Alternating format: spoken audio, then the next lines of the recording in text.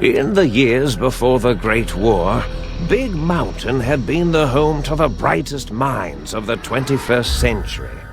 Scientists of vision were drawn to the facility to tackle the greatest technological challenges of the era.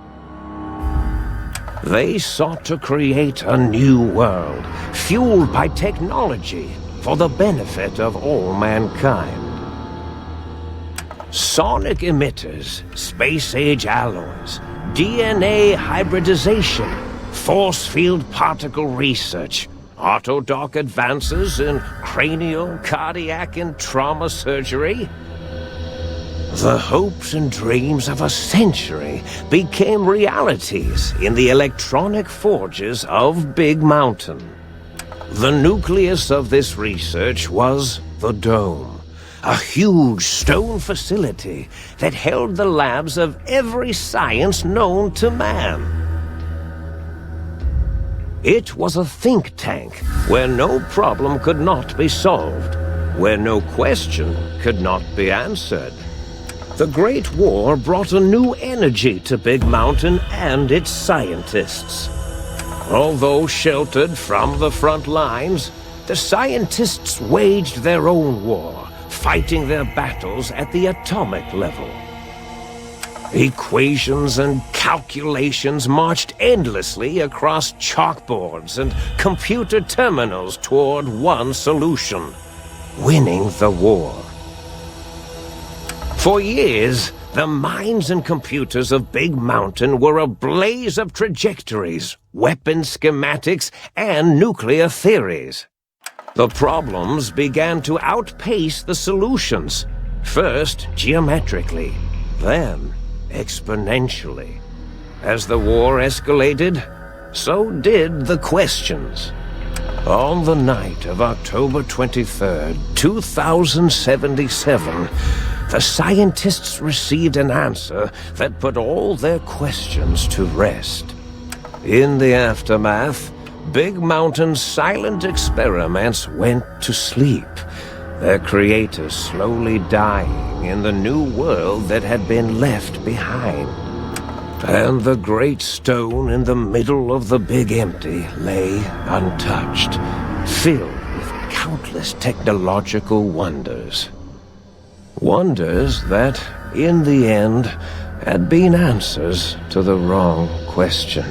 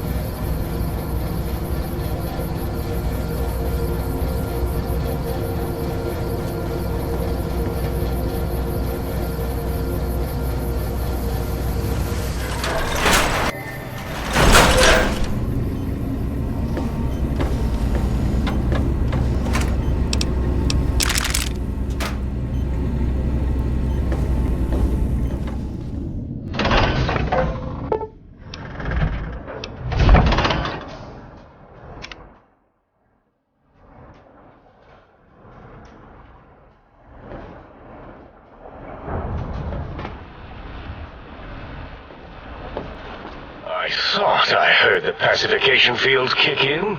All right, shh. Nobody move. Be warned, intruder. You are in the presence of a mighty think tank of Big By Oppenheimer, which one of you self-professed geniuses? Oh, Dr. O, was it? Likely story. Oh, good.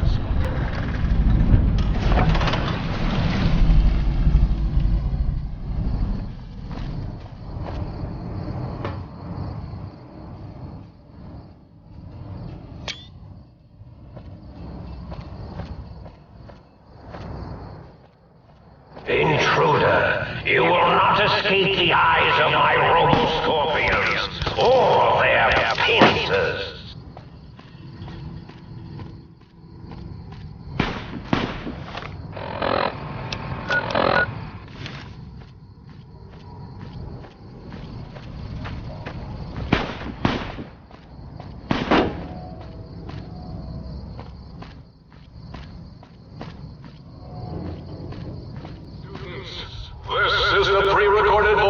of your pre-recorded principal, Dr. Principal Boros.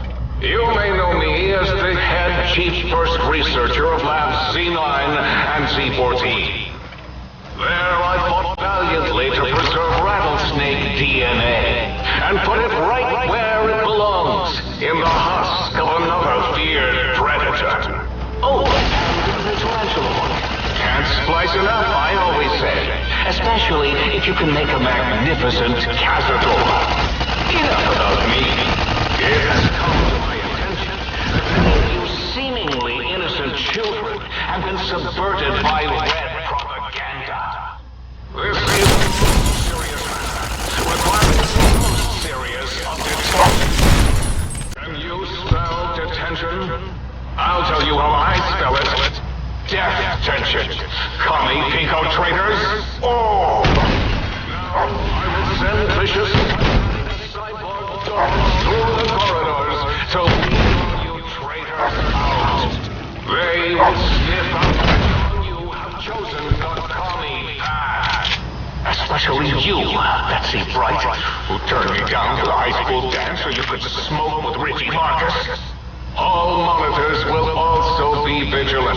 Step outside during class, and they'll make sure you make a speedy jump back to your desk. Hold your urine and wait for the proper bathroom break time.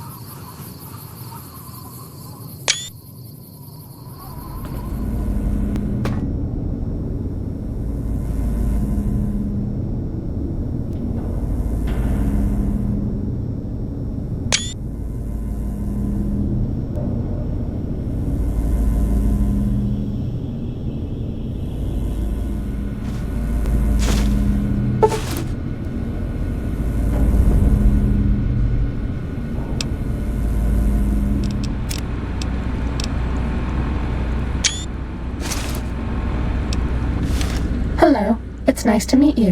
Who can I hide you from today? Stimpack reserves adequate.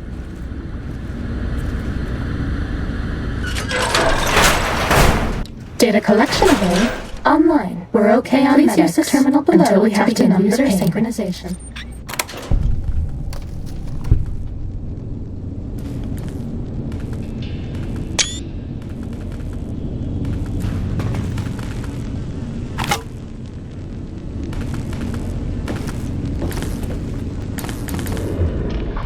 What is hiding right now? This does not give you license to excrete on it.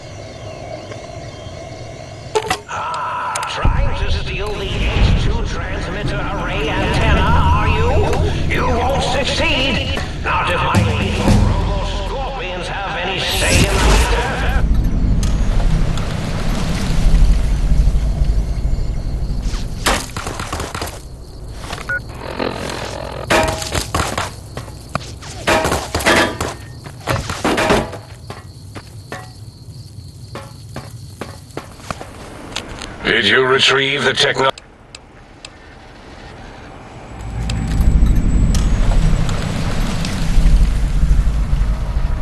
Why, yes. If you wish to know more... What? You did? Your survival, let alone success, barely... Now, all I need to do is check my transmission...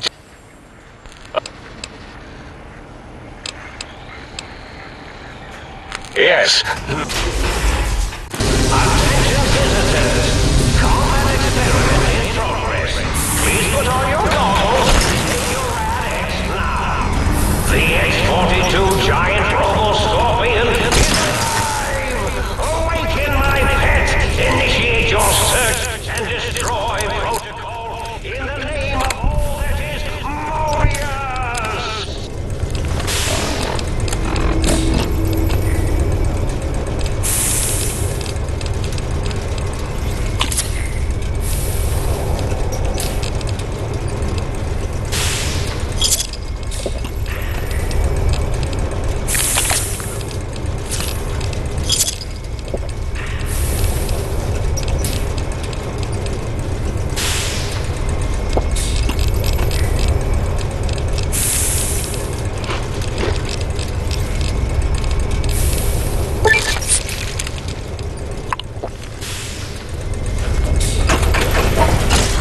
You can't avoid the deadly laser sting. Focus the atomic laser stinger. Full power. Ah, there's our victim. Crush them with your pincers.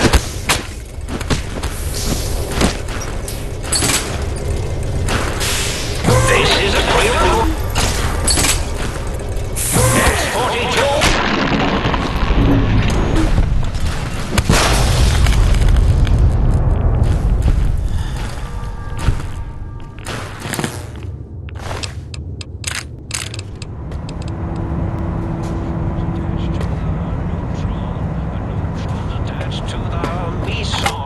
Meson's connected to the proton.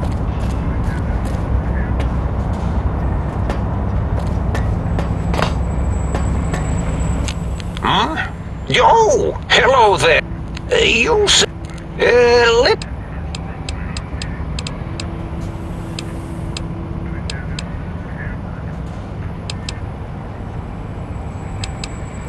Depth perception is a problem with this old monitor.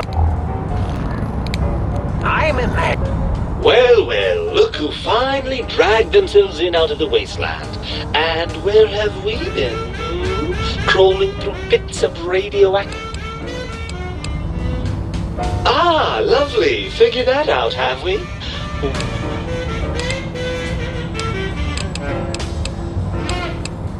Yes, well, believe me, the opposite is equally true. Good Lord, have you bathed at all?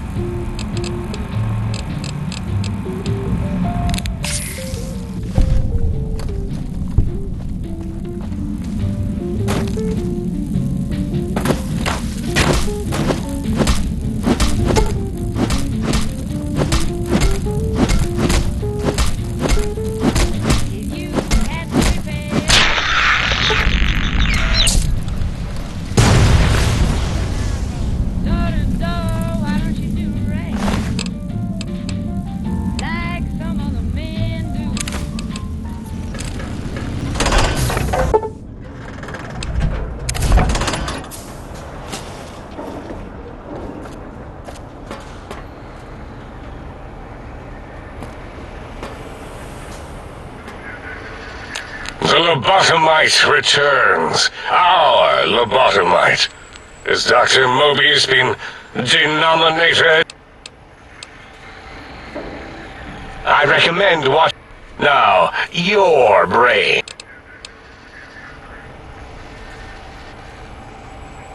And what could we possibly have to speak about? You have the brain, we have the technology. All you must do is surrender.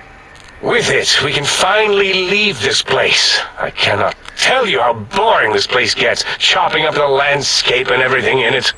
And we have so many questions to ask your brain first about this Mojave place. A fertile testing ground for our experiments. Very well, partner.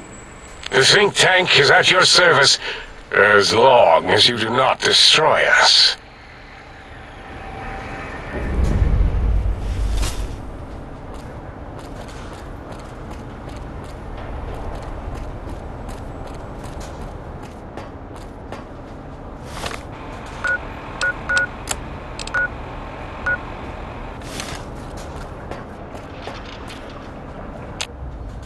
As it had been in the years before the Great War, Big Mountain, the Big Empty, became home to one of the brightest minds of the 23rd century.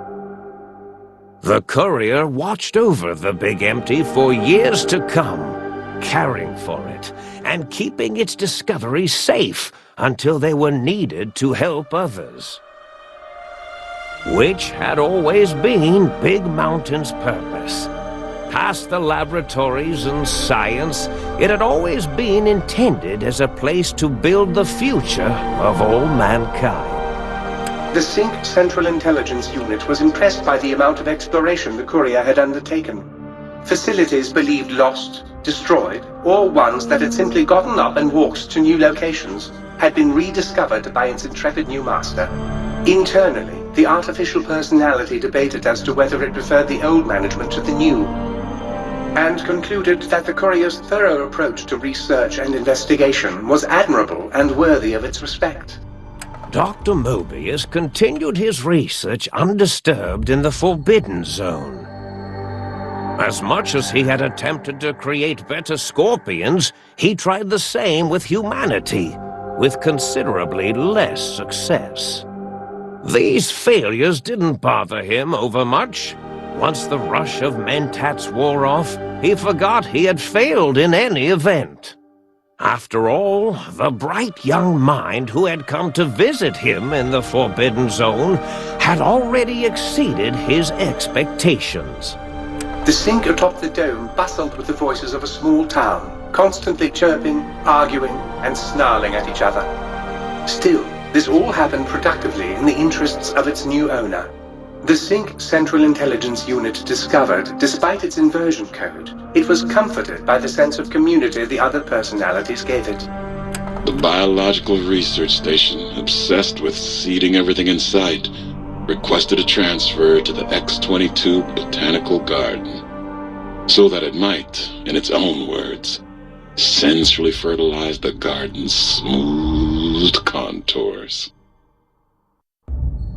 The garden sent back a polite refusal, saying it had prior commitments with a vault it had helped infect before the war.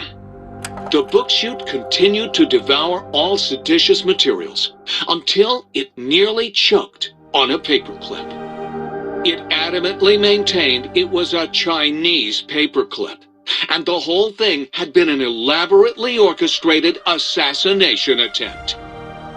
Whatever the reason, it slowed down for a while, carefully appraising each document and clipboard that came to it. The light switches continued to bicker and flicker. This persisted until the day someone dropped a flashlight in the sink, and the two of them united in their hatred of the showboat. One of them eventually transferred to the Lightwave Dynamics plant and began a long, unrequited affair with one of the holograms. The Sync continued to ruthlessly scrub any particulate matter that came near it. Eventually, it gained access to the magneto-hydraulics plant and nearly flooded all the Big Empty in an attempt to scrub the crater clean. Once it learned of the innovative toxins plant, however, it gained new purpose. It sought to develop antitoxins to flush into its drains and counteract the poisons bleeding into the soil. The toaster continued its psychotic spree, reducing all appliances in range to scrap electronics and spare parts. After one of its more psychotic episodes, however, the other Sync personalities decided enough was enough and dumped the toaster in a bathtub. Sparking and hissing, the toaster swore its enemies would rue the day when they had bread and no way to toast it. Muggy did his best to collect coffee cups, although in his quest, he accidentally trapped himself in Higgs Village. It might have been the end for poor Muggy. Except, he found it peaceful there, tidying up the kitchens of the think tank professors back when they had been flesh and bone. Well, except for Dr. O, who was an asshole for having created Muggy in the first place. Muggy left O's house deliberately dirty, punishing the dishes and cups that lived there in blind revenge for serving Dr. O. Blind-eye old Jefferson eventually discovered a new sound. Silence. It only made him more filled with the blues than before. It was rumored by the other personalities that he had a brief fling with the light switches. Although he forgot their names much too often and was soon left in the dark as punishment. Autodoc, always gentle and methodical, kept sewing up the courier in all the right places when the skin split open from repeated wear and tear. The Autodoc was just glad to have purpose again. It heard its simpler brothers and sisters who got shipped to the Sierra Madre were bored out of their skulls in that toxic, dead city. In time, the Autodoc found a way to deactivate the Y-17 trauma harnesses, releasing the corpses they had held prisoner for almost 200 years. As the courier ran through the X-8 facility multiple times, the computers analyzed the test subject's movements. Rather than performing a superficial observation, they realized the subject barely knew what communism was, or even what a high school was. This confused them for a time, until the facility finally realized that its research had succeeded. So it let its cyber dogs out into the wastes to help protect small communities from physical aggression rather than communist propaganda. The infiltration program in X-13 continued to scan for the subject and the stealth suit prototype long after the test was over. Frustrated and unable to find its lost technology, X-13 expanded its network of laser tripwires, sensors, and robo-brains out across Big Mountain. This glittering blue light beam forest cleanly bisected anything that entered its depths, slicing them into small segmented parts for easy disposal. The courier, organs intact, continued onwards, a little less heavy of step, but with all the organs in the right places, as they should be. After all, brains can develop a life of their own when left to their own thoughts, and the courier's brain was more clever than most. Dr. Klein and the think tank remained alive, unaware of the world outside. They looped through their daily routine, none the wiser about the world beyond, although perhaps wiser was the wrong word. The world outside belonged to the courier, and if anyone would shape it, well, the courier had already called dibs. There is an expression in the wasteland, old world blues. It refers to those so obsessed with the past they can't see the present, much less the future, for what it is. They stare into the what was, eyes like pilot lights, guttering and spent, as the realities of their world continue on around them. Science is a long, steady progression into the future. What may seem a sudden event often isn't felt for years, even centuries to come. In the times following the Second Battle of Hoover Dam, however, old world blues took on a new meaning. Where once it was viewed as a form of sadness, nostalgia, it became an expression describing the potential for the future. It can be easy to see science as evil, technology unchecked as the source of all ills, all misfortunes. With the courier at the helm, science became a beacon for the future. There was old world blues, and New World hope. And hope ruled the day at Big Mountain. We could say more, but the stories in the Big Empty speak for themselves. Now armed with the transportal Ponder, the courier could return to the dome at any time and crack open the secrets of the Big Empty one by one. The sink sat vigilant, waiting for its master to return, shoes covered in Mojave dust. Only one road yet remained, and it was one the courier had to walk alone.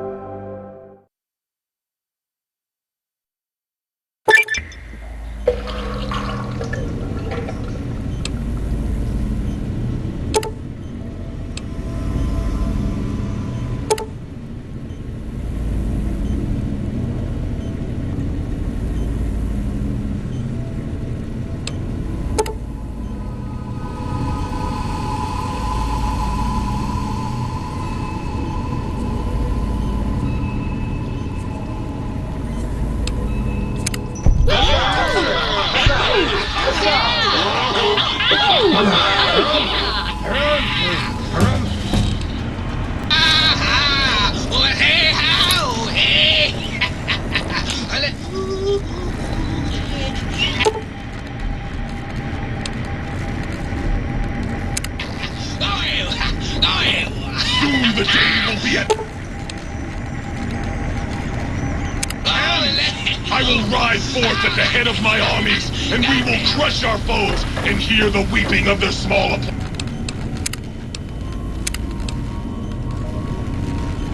appliances.